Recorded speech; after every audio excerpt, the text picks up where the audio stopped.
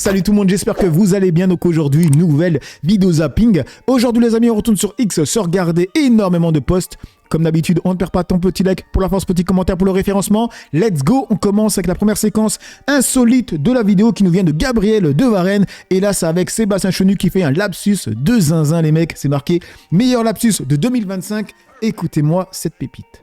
Partout, il y a du monde dans les réunions publiques, il y a du monde dans les soirées Beaujolais, il y a du monde dans les soirées j'allais dire dans les soirées chemsex, ça n'a rien à voir avec nos réunions militants, il y a du monde partout. Pourquoi il pense à ça? Du coup, il y a une personne qui répond, il va détrôner Rachida Dati. Elle avait dit... Et de plus en plus, ces fonds d'investissement étrangers ont pour seul objectif la rentabilité financière à des taux excessifs. Moi, quand je vois certains qui demandent des rentabilités à 20-25% avec une inflation quasi nulle, et en particulier en période de crise, ça veut dire qu'on casse des entreprises. Elle a capté qu'elle a dit fellation, ça l'a fait bugger. Du coup, il sait de quoi il parle. Ben alors, mon pépère Chenu. Et on enchaîne avec ce post de Radio Roma. Et là, les mecs, c'est encore une image insolite. C'est deux meufs qui sortent d'un institut de beauté, là où on fait les ongles. Elles ne voulaient pas payer. Le mec rattrape une des meufs. Regardez ce qu'il fait. Il va l'enculer, il va l'enculer. Waouh! Il a attrapé par les cheveux, coup de pied derrière le dos. Non. Là, tout le monde va venir pour défendre. Waouh, mais il a sauté, hein. Tout le monde va venir pour la défendre, parce qu'ils n'ont pas le contexte. Elle a volé. Après, certains diront il n'avait pas besoin de faire ça. Il avait juste à l'attraper. Vous en pensez quoi? Regardez-moi ça.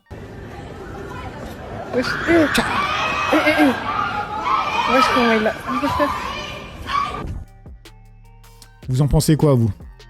Du coup, profil de la suspect, cheveux crépus.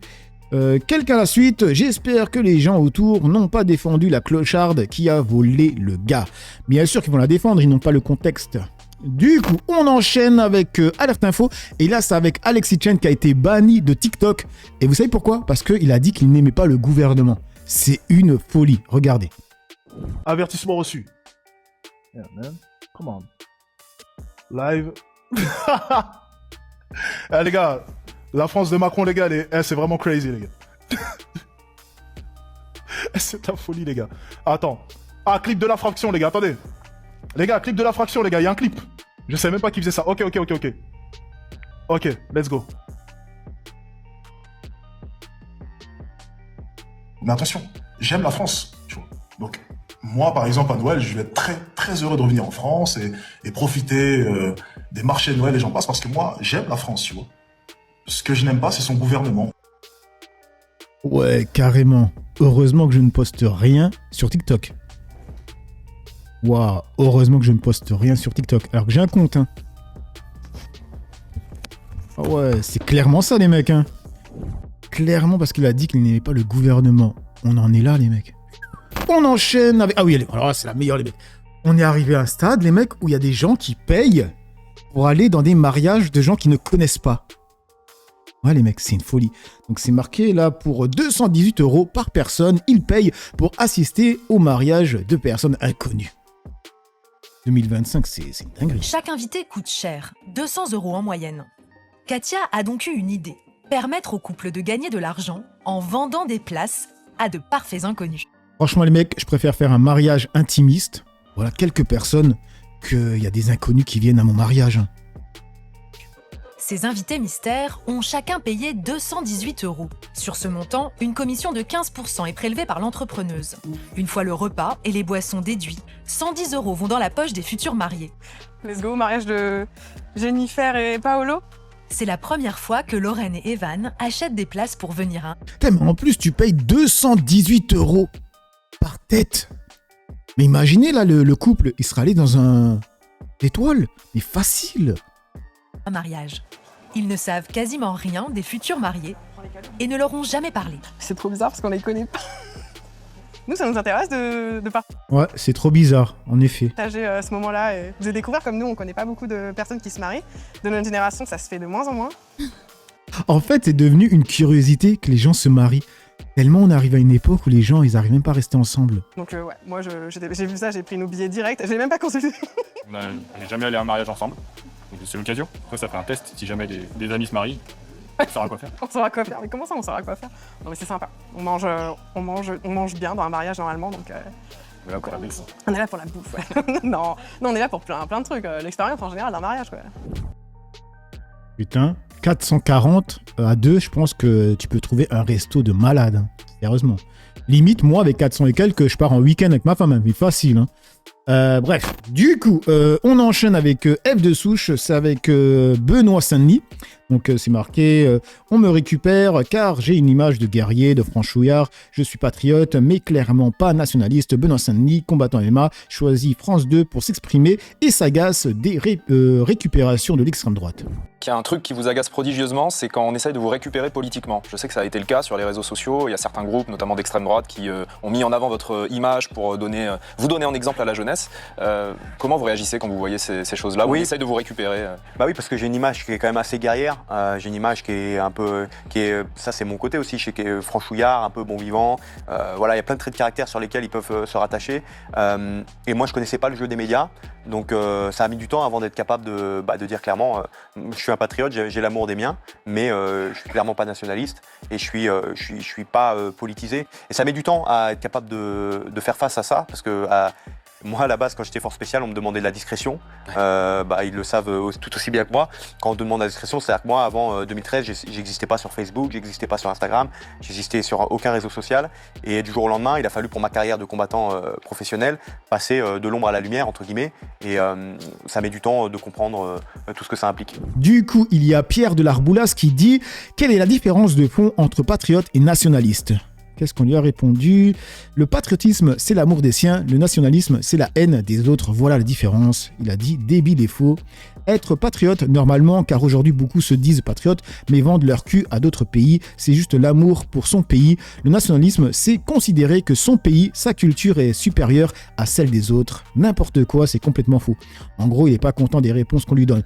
Du coup, je vous montre la réponse de Damien Rieu. C'est pour ça que je vous ai montré la séquence. Regardez ce que Damien Rieu a dit. Il a dit « Bien la peine d'avoir des tatouages de Templiers et de Jeanne d'Arc si c'est pour mouiller dans ta culotte en te justifiant pendant 2 minutes juste pour faire plaisir à Léa Salamé alors que rien ne t'y obligeait. » Ça nous montre à quel point les réseaux sociaux ont donné des couilles comme ça à certaines personnes. Parce que jamais de la vie, je dis bien jamais de la vie, Damien Rieu aurait dit ça les yeux dans les yeux devant Benoît Saint-Denis. Qu'est-ce que j'aimerais tomber sur une séquence où Benoît Saint-Denis lui met un coup de pression celui-là. Du coup, on enchaîne avec l'Union Populaire, c'est marqué « Merci à ce général de gendarmerie ». Parce qu'en fait, il y a cette photo qui a fuité où on voit des gendarmes, des flics, je sais pas c'est qui ont pris une photo avec une banderole cagoulée. Je peux pas dire que je suis choqué, je suis bouleversé quand je vois ça, quand je vois des gens qui sont des représentants de l'ordre mettre un drapeau à l'envers. Effectivement, vous le soulignez, c'est une pratique de hooligan, mais c'est très clair. Ça veut dire on vous a vaincu et voilà, et on vous a mis la tête à l'envers. Trophée. Voilà, je dirais que c'est plus encore, je pense, ma réaction de citoyen que de réaction de gendarme. Ce qu'il est admissible que des fonctionnaires de police fassent ça devant le drapeau de la République, manifestement dans un lieu de la République.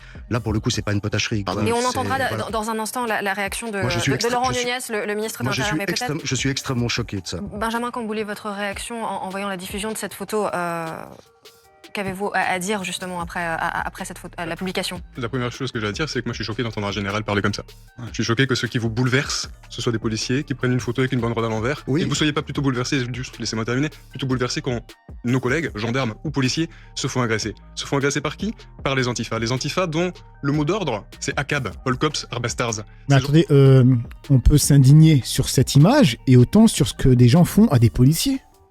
L'un va pas sans l'autre, ou on peut s'indigner des deux, quoi, tout simplement. Et en fait, le problème des gens comme lui, là, qu'on voit, en fait, c'est qu'ils défendent tout ce que les flics peuvent faire. Et après, on en vient à ce que je vais vous montrer après. Un bon flic est un flic mort. Et les monstres, c'est la police nationale parce qu'ils font une photo avec une banderole. Et à un moment, il faut revenir sur terre. Mais il dit pas que c'est eux les monstres par rapport à d'autres. Il dit que, voilà, sur cette image, il est pas corda, tout simplement, tu vois. Et dire de pas être d'accord avec ça, c'est limite être anti-flic. À l'écouter. Comprendre que tout ça, c'est de l'idéologie, mais vraiment bas de gamme, avec toujours cette volonté d'amalgamer la police à l'extrême droite. Maintenant d'amalgamer la police. On rappelle qu'il au s'agit hooliganisme. d'un acte isolé, mais on est aussi obligé d'en parler Mais- parce que C'est aussi Non, une mais photo combien privée. même C'est aussi une photo privée. Je partage totalement ce que vous Et dites. Mon- combien mon- même c'est un acte isolé? dans le pays, avec tout le respect que je vous dois, dans le pays dans lequel on vit, et quand on connaît les difficultés que connaissent les policiers, je crois vraiment pas qu'une photo privée qui est pas maligne et qui finit par fuiter sur un média d'extrême gauche soit un sujet. Et franchement, Voilà, en gros, on peut rien dire. Il faut jamais rien dire. Et du coup, on en vient à ça. Ce genre de truc. Souvenez-vous de cette image, de la vidéo même. Hein. Donc, c'est les flics qui sont venus, qui ont tapé. Ils ont tapé sur un mec à moto. Hein. Et regardez, donc là, il y a le lien de l'article. Hein. Je le mets dans la barre d'information pour ceux qui sont intéressés. C'est marqué policier sourd et aveugle, le Major B explique avoir simplement voulu déboîter pour prendre une sortie d'autoroute et n'aurait pas vu le motard dans son angle mort. Lui et son passager assurent n'avoir senti aucun contact avec la moto. Alors que dans la vidéo, on voit clairement le flic qui est passager sortir sa main pour attraper le motard. Pour le faire chuter, je sais pas, tu vois. Mais en tout cas, on voit la main qui sort. Et voilà, et vu que on excuse tout quand des flics mauvais, les mauvais flics, hein, je parle, font des dingueries, ben voilà, ils en arrivent à faire des témoignages comme ça, les mecs. Et on enchaîne avec Citizen Media, c'est marqué Flash Info, chantage à la sextape. Le maire de Saint-Etienne, Gaël Perdriau, condamné à 4 ans de prison ferme. 4 ans de prison ferme. Il a pris du ferme, lui. Hein. Et 5 ans d'inéligibilité avec exécution immédiate. Il a été reconnu entièrement coupable de chantage, d'association de malfaiteurs et de détournement de fonds publics par le tribunal correctionnel de Lyon. Alors lui, c'est salade tomate oignon, hein, les mecs.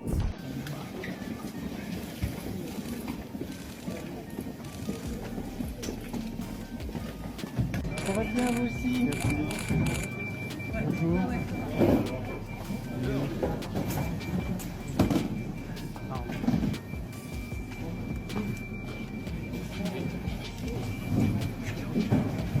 Du coup, dans les commentaires, quelqu'un qui demande à Grok, il est de quel bord politique? C'est vrai ça. Gaël Perdriau est de droite, ancien membre des Républicains LR, dont il a été vice-président jusqu'à son exclusion en 2022. Il siège désormais comme indépendant. D'accord. La droite a plus de condamnations à son palmarès que tout Fox River, mais ça passe son temps à donner des leçons. Du coup, on enchaîne avec Kunta Venenkinte, et là c'est avec Bardella qui a été enfariné. Donc il y a Bardella et d'autres personnes qui accusent donc la gauche pour ça. Et du coup, on est tombé sur la séquence où on peut voir que la personne qui a enfariné, c'est ce qui est dit, hein, qui a enfariné Bardella, c'est la même personne qui a mis un œuf sur, comment il s'appelle encore, Zemmour. Regardez.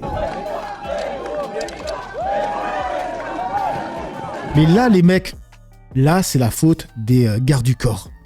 Ils font n'importe quoi. Ils pensent à se serrer la main au lieu de checker ce qui se passe autour. Regardez. Là, ils se serrent la main. Il y a le mec là qui arrive. Regardez. Il vient dans le plus grand des calmes. Imaginez que ce mec, il avait une arme sur lui. Non mais les gardes du corps, ils sont pétés. Hein.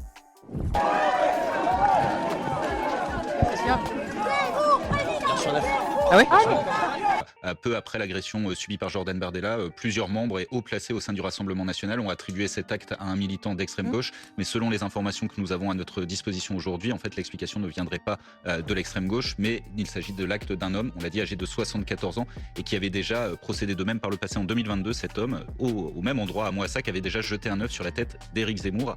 À l'époque, il souhaitait en fait protester, s'opposer aux déclarations d'Éric Zemmour sur les personnes en situation de handicap. Pourquoi ? Parce que cet homme de 74 ans est père d'un jeune enfant autiste et il déplorait l'accueil dont bénéficient les personnes en situation de handicap, et c'est la raison pour laquelle il avait jeté un œuf sur la tête d'Éric Zemmour à l'époque des faits. Ouais. Pour ça, il avait été condamné à 500 € d'amende avec sursis. Il avait déjà récidivé une première fois en jetant un œuf sur un bus de campagne de Marine Le Pen, là encore en 2022, des faits pour lesquels il n'avait pas été jugé parce qu'il n'y avait pas de dégradation. Visiblement, donc, c'est aussi cet homme qui s'en est pris hier à Jordan Bardella, et son avocate avec qui je viens de m'entretenir à l'instant exclut totalement l'hypothèse d'un geste d'extrême gauche en m'expliquant que son client n'est affilié à aucun parti politique, à aucun syndicat, et qu'il s'en est pris notamment en raison de sa situation personnelle et des difficultés qu'il traverse pour éduquer son fils qui est autiste aujourd'hui. Voilà les explications.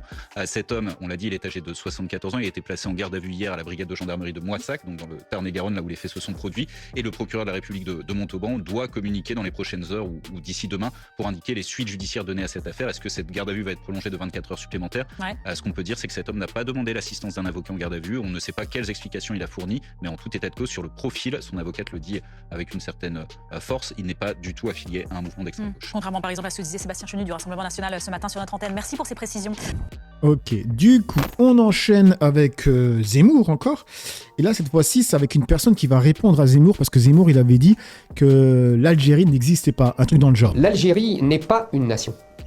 L'Algérie n'a jamais été une nation. Vous savez, un des leaders indépendantistes algériens, Ferhat Abbas, avait dit dans les années 50 j'ai visité tous les cimetières de l'Algérie, je n'ai jamais vu la nation algérienne.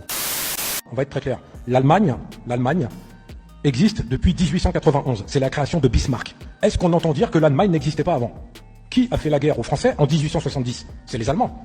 Qu'on les appelle les Germains ou l'Empire de Prusse ou tout ce que vous voulez, ça reste des Allemands. L'Italie, c'est la même chose. C'est une création de 1897. Est-ce qu'on dit qu'il n'y avait pas d'Italie avant? Il ne faut pas confondre les frontières géographiques avec le peuple. L'Algérie, c'est d'abord un peuple. Les frontières géographiques héritées de 1962, ça, c'est les Français. L'Algérie avait des frontières différentes avant, mais quand vous regardez Cervantes, 1547, il écrit le royaume d'Alger, les Algérois, qui veut dire les Algériens parce que c'est la manière de parler d'époque, il écrit, et il n'est pas algérien, il écrit le royaume d'Alger. Quand vous allez chercher chez Bologne Ibn Zidi, on est au 8e siècle. Le royaume d'Alger, c'est écrit, on a des preuves écrites, mais au-delà de ça, cette terre-là était habitée par des berbères qui se sont toujours appelés les hommes libres, les Amazirs. Quand vous regardez le grand Jugurtha, un combattant berbère, on est avant l'arrivée de Jésus-Christ. On est il y a 2400 ans. Et on va vous dire, mais il y a 2400 ans, il n'y avait pas de France. La France, elle existe depuis quand? Depuis le roi Clovis, c'est-à-dire le 6e siècle. Avant, il n'y en avait pas. C'était les Gaulois, et c'est pas Astérix et Obélix. Il y avait des tribus, et les Francs, les Français, ça vient du mot franc, c'est des Germains, des Allemands, qui sont venus, après il y a eu des coalitions, etc. Mais est-ce que moi, je vais dire dans un discours, c'est l'Allemagne qui a créé la France? Non. Donc on ne peut pas accepter, c'est la France qui a créé l'Algérie. L'Algérie n'est pas une création française, et vous avez une preuve qui est irréfutable, c'est le géographe Samuel Dune, c'est un Anglais. Il fait une carte du Maghreb, de l'Afrique, enfin il fait une carte de l'Europe et de l'Afrique, qu'il publie en 1794. Cette carte-là, il a mis à peu près 12 ans à la réaliser. En 1794, si vous allez sur Google et que vous cherchez cette carte, il y a Maroc, Algérie, Tunisie, quasiment dans les mêmes frontières, sauf Oujda et Figuig, qui étaient en Algérie à cette époque-là, quasiment les mêmes frontières qu'aujourd'hui. Ben, Samuel Dune, il n'est pas algérien. Samuel Dune, il n'est pas musulman, il ne fait pas de politique. C'est un géographe. Il vous a dessiné une carte de l'Afrique où il a mis Maroc, Algérie, Tunisie. Et on continue avec Zemmour avec le compte de Ilan qui a marqué « Je suis pour la remigration des chômeurs étrangers de longue durée, des délinquants et des criminels étrangers et binationaux. Ils n'ont plus rien à faire ici. C'est ma différence avec tous les autres partis de France. Nous sommes les seuls à le vouloir. » Vous êtes pour la remigration? Oui, je suis pour la remigration des chômeurs de longue durée, je vous en parlais tout à l'heure, des délinquants, des criminels. Des délinquants. Lui, il a été condamné. Donc lui-même, il devrait se remigrer tout seul. Non, il n'a rien à faire ici. Il faut les renvoyer chez eux. Ils sont naturalisés, pardon, pas renvoyés. Mais attendez, je ne vais pas renvoyer du tout les gens naturalisés, sauf les délinquants et les criminels qui ont la double nationalité, puisqu'ils ont tous la double nationalité algérienne, marocaine, tunisienne. Donc ceux-là, oui, absolument, c'est d'ailleurs ma grande différence avec tous les autres partis, y compris le Rassemblement national. Je veux la déchéance de nationalité pour ces gens et les renvoyer chez eux. Quand on dit c'est une petite proportion, c'est une énorme proportion. Quand vous avez 25% d'étrangers en prison, on ne vous dit pas que sont les autres. Les autres, c'est des doubles nationalités pour l'essentiel. Donc vous voyez, ça fera de la place de prison dans les prisons. Et du coup, il y a Réveillez-vous qui répond en disant lui qui expliquait ne pas connaître le mot remigration, mais quel menteur, payé avec nos impôts et ceux qui votent pour lui la honte totale. Je pense à ce mot en 28 janvier 2021 qui a été repris dans Valeurs Actuelles. Vous parlez de remigration. Remigration. J'ai jamais parlé de remigration. Ah, c'est étonnant parce que vraiment, ce mot, il a même été imprimé. Je sais pas ce que ça veut dire. donc vous voyez que vous dites n'importe quoi, vous commencez très mal. Woodpecker, vous parlez pas en même temps que moi. Je ne parle pas en même temps que vous, mais là vous dites des énormités, donc je vous interromps. Non, ce n'est pas une énormité, c'est la situation telle que vous l'avez dit, c'est vous qui avez parlé de réimmigration. À mes yeux... Et on termine avec le post de Kunta Benkinde qui est marqué « Elisabeth Lévy rappelle ce matin sa frustration de ne pas être allée à complément d'enquête et Pascal Praud, qui lui a interdit d'y aller, lui répète en boucle « Personne ne vous interdit, rien du tout. Sous-entendu, tu fais ce que tu veux, mais il y aura des conséquences. » Parce que vous n'êtes pas allé dans les fauteuils rouges, alors oui, paraît-il que... Vous savez, j'avais l'impression d'être un peu un boxeur au bord du ring à qui on interdit d'aller boxer. Mais personne ne vous interdit rien du tout. Vous êtes une grande fille, Elisabeth Lévy. Personne ne vous interdit rien du tout. Bon, il n'y a pas de... Personne ne vous interdit rien du tout. Non, et c'est vrai. Bah on oui. m'a demandé de ne pas y aller. C'est pas la même personne ne vous... Mais personne... Qui l'a maquillée? Elle a flingué, hein. Déjà qu'elle est vieille, mais là, elle a flingué. Regardez les yeux. Ne vous interdit rien, vous êtes grande et vous allez là où vous le souhaitez parler. On dirait les yeux d'un Saint-Bernard. Tu vois, quand ça tourne comme ça, là. Bref, du coup, la dictature Bolloré. Effectivement, c'est ça la dictature Bolloré. Ils répètent en boucle qu'ils aiment la liberté d'expression, le débat, la contradiction, mais en coulisses, tous les journalistes sont tenus en laisse. Même le RN Ballard avait du mal à les défendre. Normalement, c'est une habituée des plateaux de CNews, Elisabeth Lévy, qui devait être dans nos fauteuils rouges, mais elle nous a appelé au dernier moment pour dire qu'elle avait reçu des coups de pression de Pascal Praud et de la direction de CNews pour une chaîne qui se dit, tout comme vous, attachée à la liberté d'expression. C'est pas terrible d'interdire à un de ces visages de venir porter la contradiction, non ? Bah écoutez, ça faut leur poser la question. Moi, je suis porte-parole du Rassemblement National. Bref, du coup, il y a quoi d'autre? Mais quel sale type ce Pascal Praud. Ses chroniqueurs sont aussi lâches que ceux de Cyril Hanouna. Ils se laissent humilier pour de l'argent. Ils n'ont aucun honneur, aucun amour-propre. Mais quelle sale mentalité sur ces news. Il n'y a pas que leur mentalité qui est sale, il y a aussi leur comportement. Il ne faut pas attendre grand-chose intellectuellement d'un mec comme Pascal Praud qui nourrit son cerveau avec ses crottes de nez. Adaptés hier ne le sont plus aujourd'hui. En tout état de cause, je crois que beaucoup de Français ne comprennent pas cette décision. Et moi aujourd'hui, si je dois être très honnête... Bref, donc voilà les mecs pour cette petite vidéo zapping réaction. Dites-moi ce que vous en pensez dans l'espace commentaire, dans la joie, la bonne humeur, sans insultes comme d'habitude. N'oubliez pas le petit like pour la France, petit commentaire pour le référencement. J'ai assez parlé pour le peu que j'ai parlé à vous décrire. Ciao tout le monde.